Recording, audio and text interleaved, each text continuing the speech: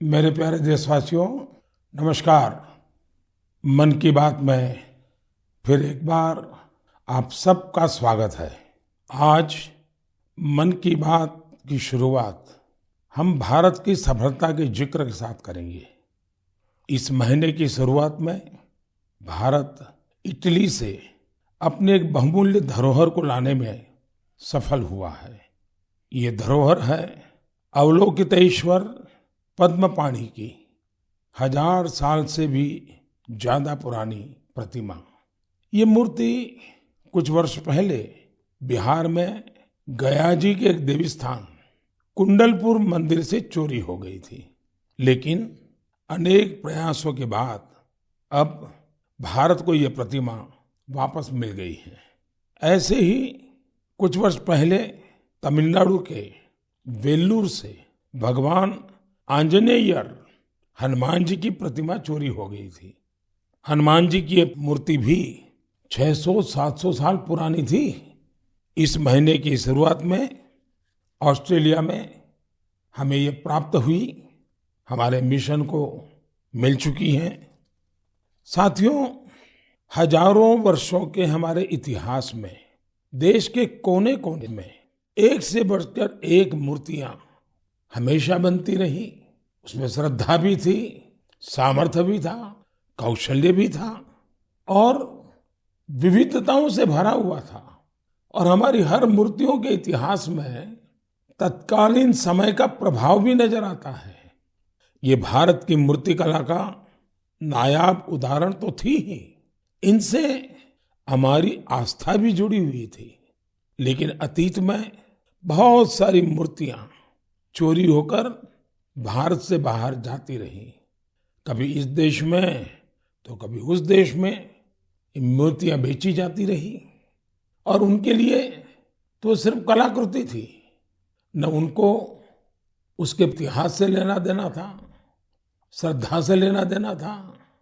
इन मूर्तियों को वापस लाना भारत माँ के प्रति हमारा दायित्व है। इन मूर्तियों में भारत की आत्मा का, आस्था का अंश है। इनका एक सांस्कृतिक ऐतिहासिक महत्व भी है। इस दायित्व को समझते हुए भारत ने अपने प्रयास बढ़ाए और इसका कारण यह भी हुआ कि चोरी करने की जो प्रवृत्ति थी उसमें भी एक भय पैदा हुआ। जिन देशों में ये मूर्तियां चोरी करके ले जाई गई थी, अब उन्हें भी लगने लगा कि भारत के साथ रिश्तों में सॉफ्ट पावर का जो डिप्लोमेटिक चैनल होता है उसमें इसका भी बहुत बड़ा महत्व हो सकता है, क्योंकि इसके साथ भारत की भावनाएं जुड़ी हुई है, भारत की श्रद्धा जुड़ी हुई है और एक प्रकार से पीपल टू पीपल रिलेशन में भी ये बहुत ताकत पैदा करता है। अभी आपने कुछ दिन पहले देखा होगा, काशी से चोरी हुई मां अन्नपूर्णा देवी की प्रतिमा भी वापस लाई गई थी। ये भारत के प्रति बदल रहे वैश्विक नजरिए का ही उदाहरण है। साल 2013 तक करीब करीब 13 प्रतिमाएं भारत आई थी, लेकिन पिछले 7 साल में 200 से ज्यादा बहुमूल्य प्रतिमाओं को भारत सफलता के साथ वापस ला चुका है। America, Britain, Holland, France, Canada, Germany, Singapore ऐसे कितने ही देशों ने भारत की इस भावना को समझा है और मूर्तियां वापस लाने में हमारी मदद की है। मैं पिछले साल सितंबर में जब अमेरिका गया था तो वहां मुझे काफी पुरानी पुरानी कई सारी प्रतिमाएं और सांस्कृतिक महत्व की अनेक चीजें प्राप्त हुई। देश की जब कोई बहुमूल्य धरोहर वापस मिलती है तो स्वाभाविक है इतिहास में श्रद्धा रखने वाले, आर्कियोलॉजी में श्रद्धा रखने वाले, आस्था और संस्कृति के साथ जुड़े हुए लोग और एक हिंदुस्तानी के नाते हम सबको संतोष मिलना बहुत स्वाभाविक है। साथियों, भारतीय संस्कृति और अपनी धरोहर की बात करते हुए मैं आज आपको मन की बात में 2 लोगों से मिलवाना चाहता हूं। इन दिनों फेसबुक, ट्विटर और इंस्टाग्राम पर तंजानिया की दो भाई बहन किली पॉल और उनकी बहन नीमा, ये बहुत चर्चा में है। और मुझे पक्का भरोसा है आपने भी उनके बारे में जरूर सुना होगा। उनके अंदर भारतीय संगीत को लेकर एक जुनून है, एक दीवानगी है और इसी वजह से वे काफी लोकप्रिय भी हैं। लिप सिंक के उनके तरीके से पता चलता है कि इसके लिए वे कितनी ज्यादा मेहनत करते हैं। हाल ही में गणतंत्र दिवस के अवसर पर हमारा राष्ट्रगान जन गण मन गाते हुए उनका वीडियो खूब वायरल हुआ था। कुछ दिन पहले उन्होंने लता दीदी का एक गाना गाकर उनको भी भावपूर्ण श्रद्धांजलि भी दी थी। मैं इस अद्भुत क्रिएटिविटी के लिए इन दोनों भाई बहन किली और नीमा उनकी बहुत सराहना करता हूं। कुछ दिन पहले तंजानिया में भारतीय दूतावास में इन्हें सम्मानित भी किया गया है। भारतीय संगीत का जादू ही कुछ ऐसा है जो सबको मोह लेता है। मुझे याद है कुछ वर्ष पहले दुनिया के 150 से ज्यादा देशों के गायकों संगीतकारों ने अपने अपने देश में अपनी अपनी वेशभूषा में पूज्य बापू का प्रिय, महात्मा गांधी का प्रिय भजन वैष्णव भजन गाने का सफल प्रयोग किया था। आज जब भारत अपनी आजादी के 75वां वर्ष का महत्वपूर्ण पर्व मना रहा है तो देशभक्ति के गीतों को लेकर भी ऐसे प्रयोग किए जा सकते हैं जहां विदेशी नागरिकों को, वहां के प्रसिद्ध गायकों को भारतीय देशभक्ति के गीत गाने के लिए आमंत्रित करें। इतना ही नहीं, अगर तंजानिया में किली और नीमा भारत के गीतों को इस प्रकार से लिप सिंक कर सकते हैं तो क्या मेरे देश में, हमारे देश की कई भाषाओं में कई प्रकार के गीत हैं, क्या हम कोई गुजराती बच्चे तमिल गीत पर करें, कोई केरल के बच्चे असमिया गीत पर करें, कोई कन्नड़ बच्चे जम्मू कश्मीर के गीतों पर करें। एक ऐसा माहौल बना सकते हैं हम जिसमें एक भारत श्रेष्ठ भारत हम अनुभव कर सकेंगे। इतना ही नहीं, हम आजादी के अमृत महोत्सव को एक नए तरीके से जरूर मना सकते हैं। मैं देश के नौजवानों से आह्वान करता हूं, आइए भारतीय भाषाओं के जो पॉपुलर गीत हैं उनको आप अपने तरीके से वीडियो बनाइए, बहुत पॉपुलर हो जाएंगे आप, और देश की विविधताओं का नई पीढ़ी को परिचय होगा। मेरे प्यारे देशवासियों, अभी कुछ दिन पहले ही हमने मातृभाषा दिवस मनाया। जो विद्वान लोग हैं वो मातृभाषा शब्द कहाँ से आया, इसकी उत्पत्ति कैसे हुई, इसे लेकर बहुत एकेडमिक इनपुट दे सकते हैं। मैं तो मातृभाषा के लिए यही कहूंगा कि जैसे हमारे जीवन को हमारी माँ गढ़ती है, वैसे ही मातृभाषा भी हमारे जीवन को गढ़ती है। माँ और मातृभाषा दोनों मिलकर जीवन की फाउंडेशन को मजबूत बनाते हैं, चिरंजीव बनाते हैं। जैसे हम अपनी माँ को नहीं छोड़ सकते, वैसे ही अपनी मातृभाषा को भी नहीं छोड़ सकते। मुझे बरसों पहले की एक बात याद है।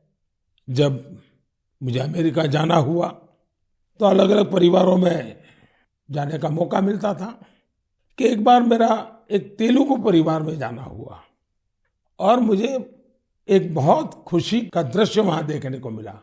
उन्होंने मुझे बताया कि हम लोगों ने परिवार में नियम बनाया है कि कितना ही काम क्यों न हो, लेकिन अगर हम शहर के बाहर नहीं हैं तो परिवार के सभी सदस्य डिनर टेबल पे बैठ के साथ में लेंगे। और दूसरा, डिनर के टेबल पे कंपलसरी हर कोई तेलुगु भाषा में ही बोलेगा।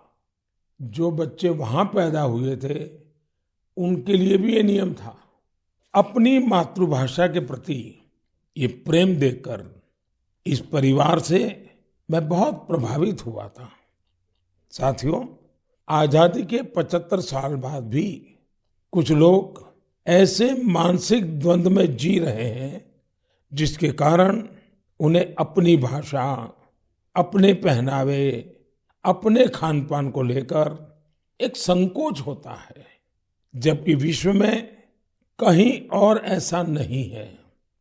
हमारी मातृभाषा है, हमें उसे गर्व के साथ बोलना चाहिए। और हमारा भारत तो भाषाओं के मामले में इतना समृद्ध है कि उसकी तुलना ही नहीं हो सकती। हमारी भाषाओं की सबसे बड़ी खूबसूरती ये है कि कश्मीर से कन्याकुमारी तक, कच्छ से कोहिमा तक सैकड़ों भाषाएं, हजारों बोलियां एक दूसरे से अलग लेकिन एक दूसरे में रची बसी हुई है। भाषा अनेक, भाव एक। सदियों से हमारी भाषाएं एक दूसरे से सीखते हुए खुद को परिष्कृत करते रही है, एक दूसरे का विकास कर रही है। भारत में विश्व की सबसे पुरानी भाषा तमिल है और इस बात का हर भारतीय को गर्व होना चाहिए कि दुनिया की इतनी बड़ी विरासत हमारे पास है। उसी प्रकार से जितने पुराने धर्मशास्त्र हैं उसकी अभिव्यक्ति भी हमारी संस्कृत भाषा में है। भारत के लोग करीब 121, यानी हमें गर्व होगा, 121 प्रकार की मातृभाषाओं से जुड़े हुए हैं और इनमें 14 भाषाएं तो ऐसी हैं जो 1 करोड़ से भी ज्यादा लोग रोजमर्रा की जिंदगी में बोलते हैं। यानी जितनी कई यूरोपियन देशों की कुल जनसंख्या नहीं है, उससे ज्यादा लोग हमारे यहाँ अलग अलग 14 भाषाओं से जुड़े हुए हैं। साल 2019 में हिंदी दुनिया की सबसे ज्यादा बोली जाने वाली भाषाओं में तीसरे क्रमांक पर थी। इस बात का भी हर भारतीय को गर्व होना चाहिए। भाषा केवल अभिव्यक्ति का ही माध्यम नहीं है, बल्कि भाषा समाज की संस्कृति और विरासत को भी सहेजने का काम करती है। अपनी भाषा की विरासत को सहेजने का ऐसा ही काम सूरीनाम में सुरजन परोही जी कर रहे हैं। इस महीने की 2 तारीख को वो 84 वर्ष के हुए हैं। उनके पूर्वज भी बरसों पहले हजारों श्रमिकों के साथ रोजी रोटी के लिए सूरीनाम गए थे। सुरजन परोही जी हिंदी में बहुत अच्छी कविता लिखते हैं। वहां के राष्ट्रीय कवियों में उनका नाम लिया जाता है। यानी आज भी उनके दिल में हिंदुस्तान धड़कता है। उनके कार्यों में हिंदुस्तानी मिट्टी की महक है।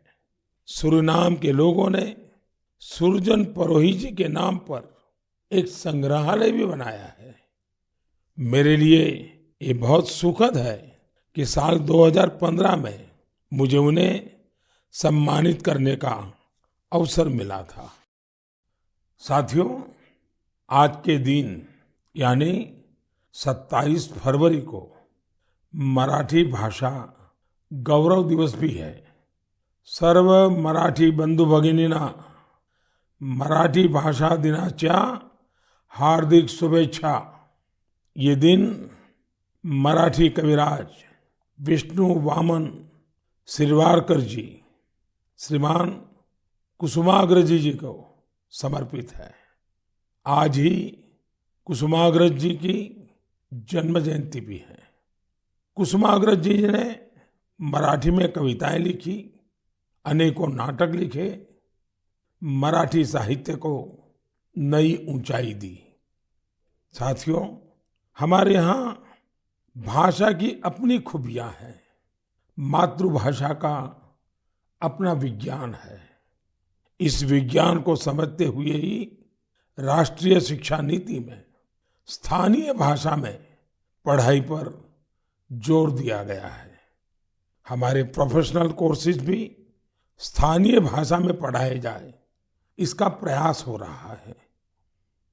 आजादी के अमृतकाल में इस प्रयासों को हम सब ने मिलकर के बहुत गति देनी चाहिए।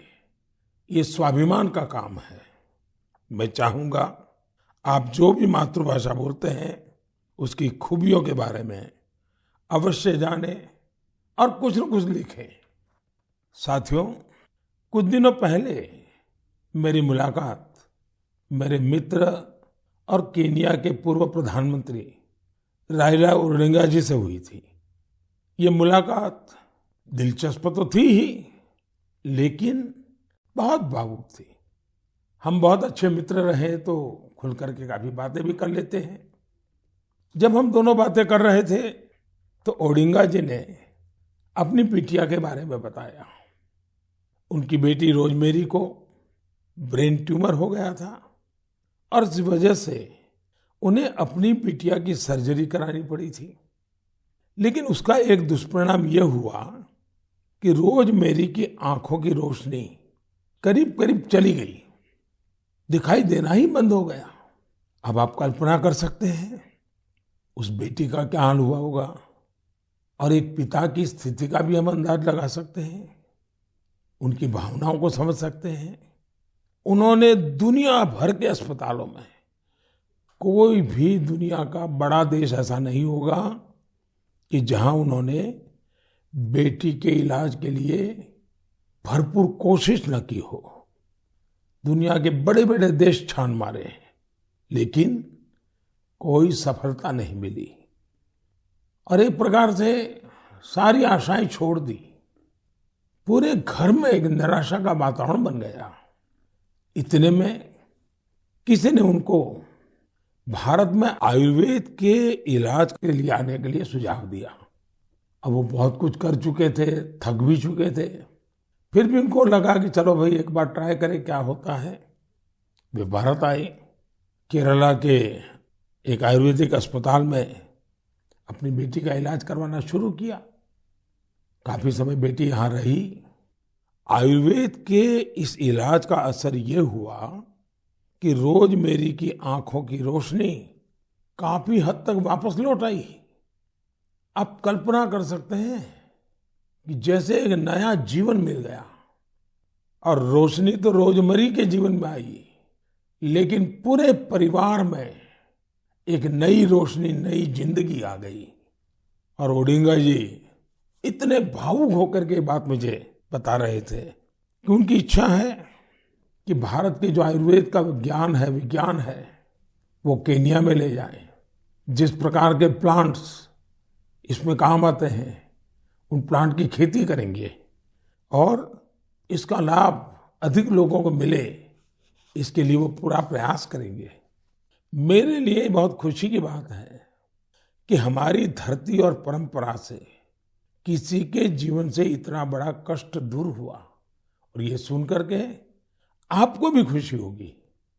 कौन भारतवासी होगा जिसको इसका गर्व न हो।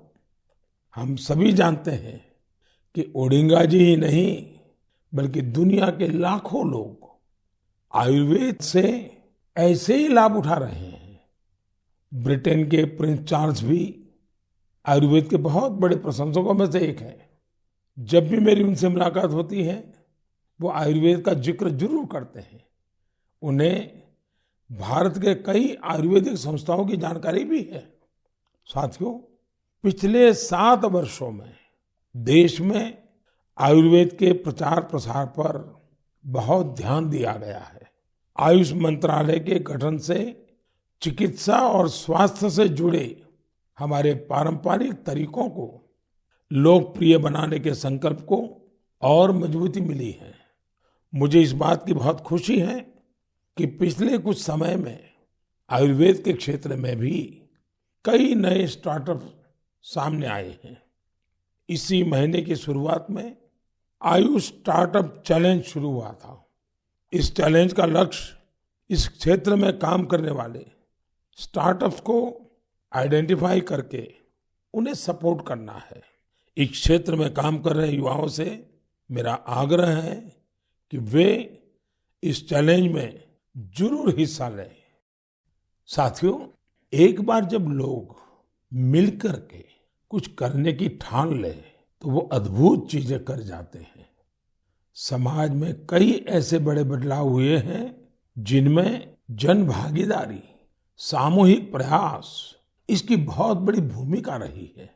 मिशन जल थल नाम का ऐसा ही एक जन आंदोलन कश्मीर के श्रीनगर में चल रहा है। यह श्रीनगर की झीलों और तालाबों की साफ सफाई और उनकी पुरानी रौनक लौटाने का एक अनोखा प्रयास है। मिशन जल थल का फोकस कुशलसार और गिलसार पर है। जन भागीदारी के साथ साथ इसमें टेक्नोलॉजी की भी बहुत मदद ली जा रही है। कहाँ कहाँ अतिक्रमण हुआ है, कहाँ अवैध निर्माण हुआ है, इसका पता लगाने के लिए इस क्षेत्र का बाकायदा सर्वे कराया गया। इसके साथ ही प्लास्टिक वेस्ट को हटाने और कचरे की सफाई का अभियान भी चलाया गया। मिशन के दूसरे चरण में पुराने वाटर चैनल्स और झील को भरने वाले 19 झरनों को रिस्टोर करने का भी भरपूर प्रयास किया गया। इस रिस्टोरेशन प्रोजेक्ट के महत्व के बारे में अधिक से अधिक जागरूकता फैले, इसके लिए स्थानीय लोगों और युवाओं को वाटर एम्बेसडर्स भी बनाया गया।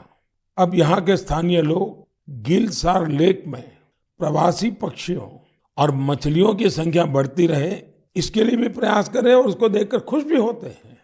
मैं इस शानदार प्रयास के लिए श्रीनगर के लोगों को बहुत बहुत बधाई देता हूँ। साथियों, 8 साल पहले देश ने जो स्वच्छ भारत मिशन शुरू किया, समय के साथ उसका विस्तार भी बढ़ता गया, नए नए इनोवेशन भी जुड़ते गए।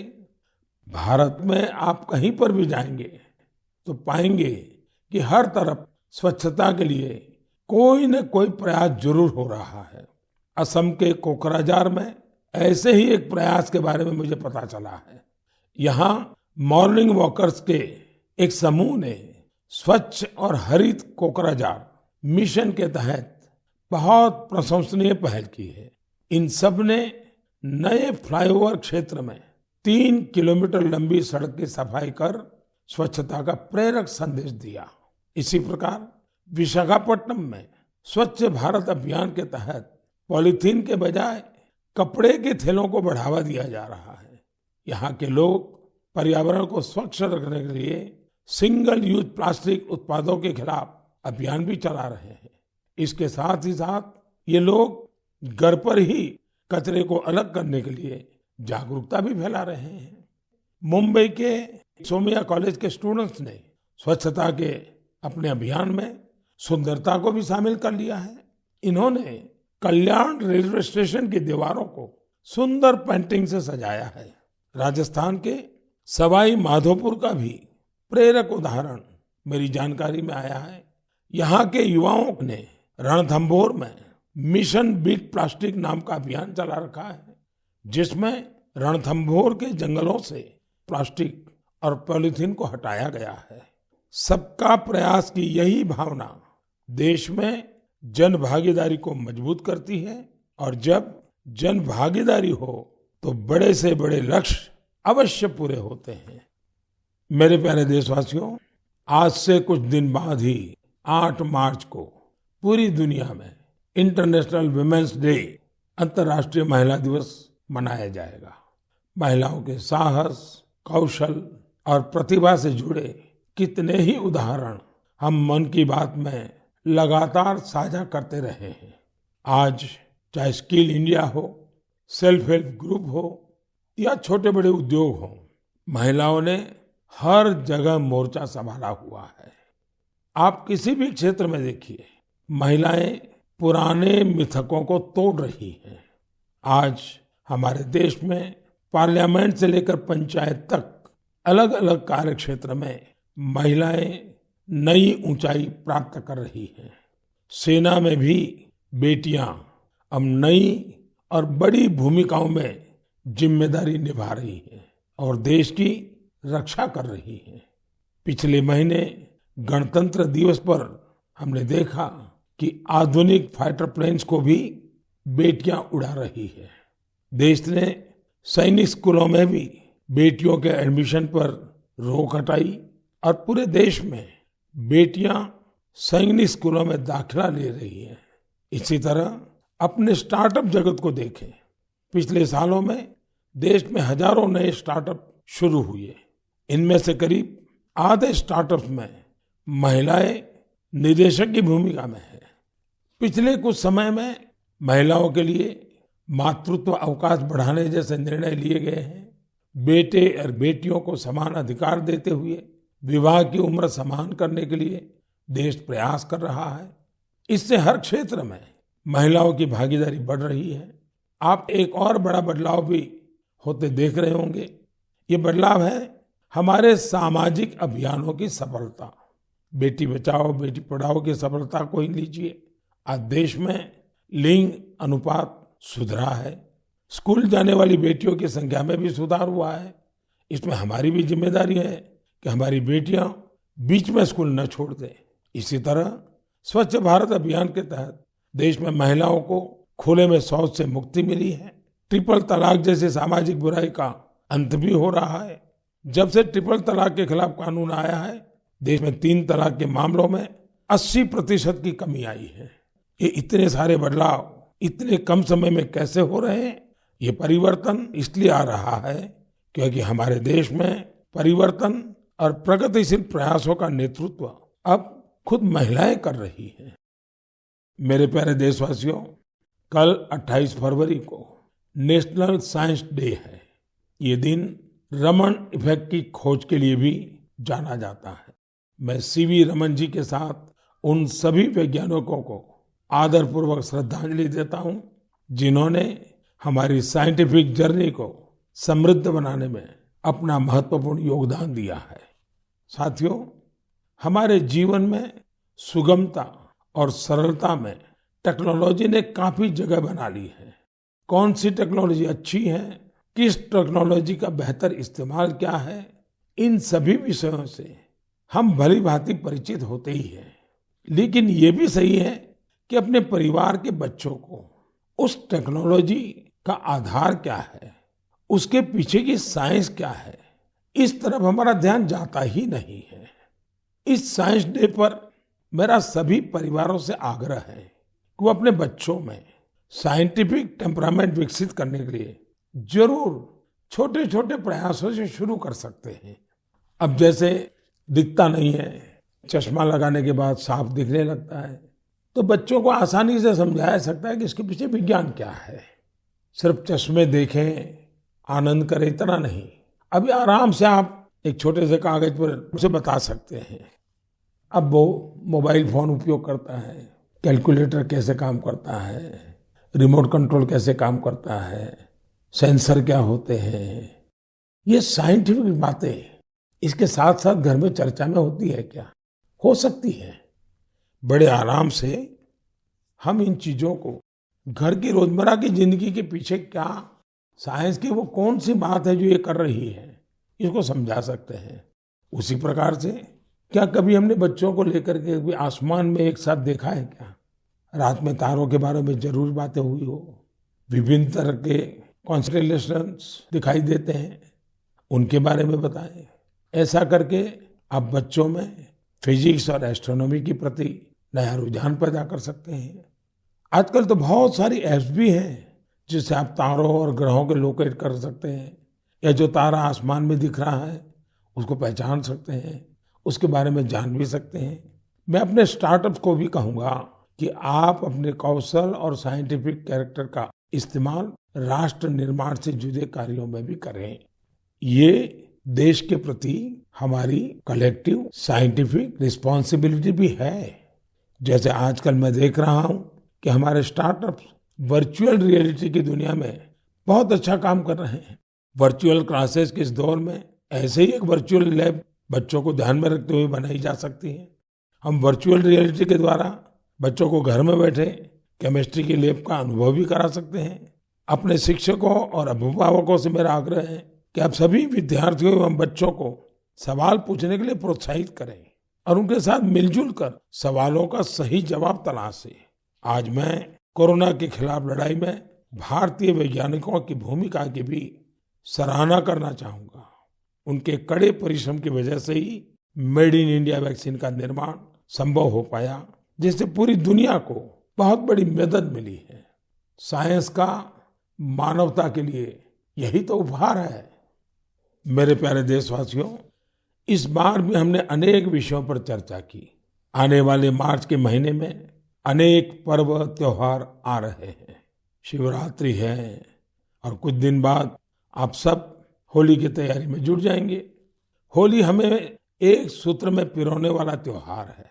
इसमें अपने पराये, द्वेष विद्वेष, छोटे बड़े सारे भेद मिट जाते हैं। इसलिए कहते हैं, होली के रंगों से भी ज्यादा गाढ़ा रंग होली के प्रेम और सौहार्द का होता है।